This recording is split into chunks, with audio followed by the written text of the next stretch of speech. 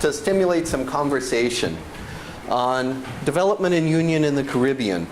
And I'm going to start with some insights from economists from the region. So William Demas, his book on small economies is still a standard reading. It was published in 1965. The copy I've got, though, was a 2009 reprint. It's still fresh in many ways.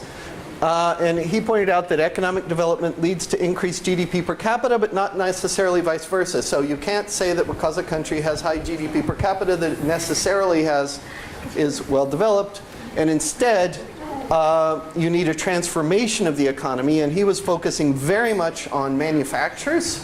There's some question about the degree to which you can substitute services, but in many cases it may be that manufacturers is still the king. And in particular, this gives you inter-industry transactions. It enables you to have self-reinforcing production and exchange between your industries, which helps make you more independent. And so the ratio of imports to GDP falls, and you shift from importing consumption goods, which you're now producing, to intermediate and capital goods. And then because of institutional changes, you become more diversified, flexible, and adaptable. And he pointed out that it's very hard to do this in a small economy because in manufacturing in particular, you need economies of scale and you just can't get them.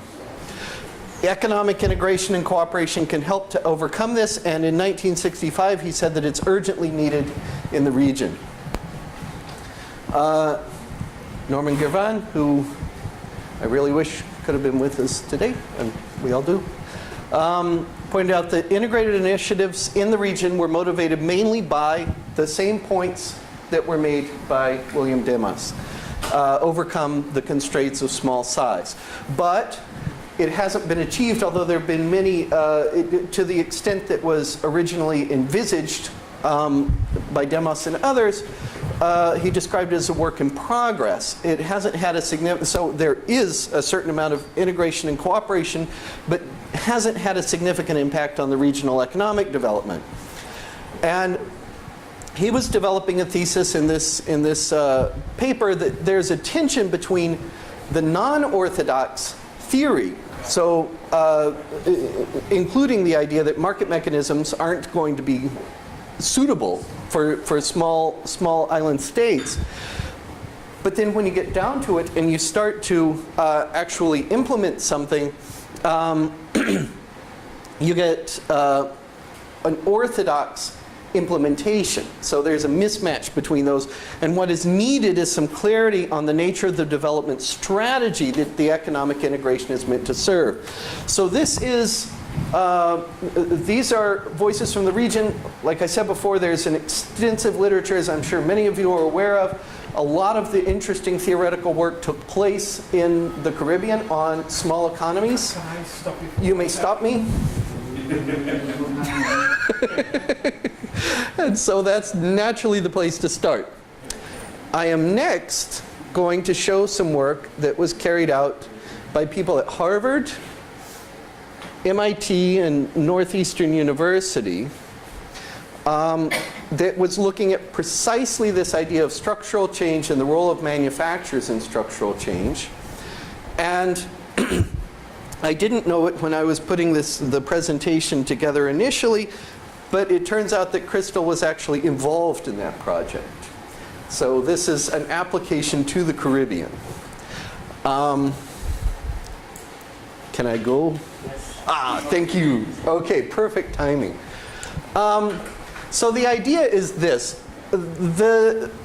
These economists from the Center for International Development at Harvard got together with some people working in network theory. So they developed in complexity theory, and they developed these networks of different products. And here's what they found.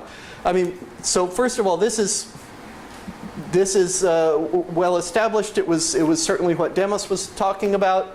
You develop by moving from production of low value to high value goods, okay, and it's connected to to machinery and capital-intensive goods. That was Demos's thesis.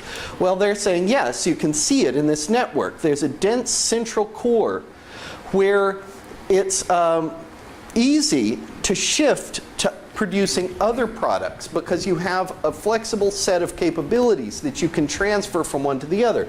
If you're on the periphery, you're only weakly connected to other products, and it's harder to move your production system. So this is, again, ideas that are already well established in this region.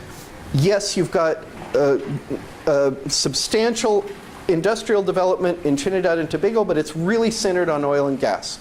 You've got major exports from Jamaica focused on bauxite. So again, these are ideas that are already current from the region, but now with pictures. So in Barbados, they pointed out, okay, Barbados's production was on the periphery up as late as 2000, and then this is what the transformation in the past decade or so looks like in terms of this production capability. And so it's becomes much more dense in the core while also being on the periphery to some degree. Jamaica remaining mostly on the periphery. Same with Trinidad and Tobago. So this is the oil and gas up here. And the same group in a related publication, they made this plot, which I found rather interesting. The export sophistication, the brief definition, the average incomes of the countries that export what you export. So they're making some assumption that of correlation between GDP per capita and sophistication of exports. But what they pointed out is, individually, the countries in the region, many of them are clustered at a relatively low export sophistication. Not true for Jamaica. But if you just forgot about the regional boundaries and piled everybody together, nothing about institutions, this is simply about productive capacity, the region as a whole has the capability to produce quite sophisticated exports, if only you could combine. Similarly, export connectedness, briefly, how easy it is to go from what you're producing now to other products. Individually, it's quite low, but put the region together, and it's quite reasonable. So this is yet another argument for integration, essentially the same, fully consistent with the analysis that's been done in the region before by economists based in the region, and now with some further data behind it. The whole point of that presentation was to give food for thought, to spark discussion, but if you do have any questions for me for clarification, I'd be happy to answer them.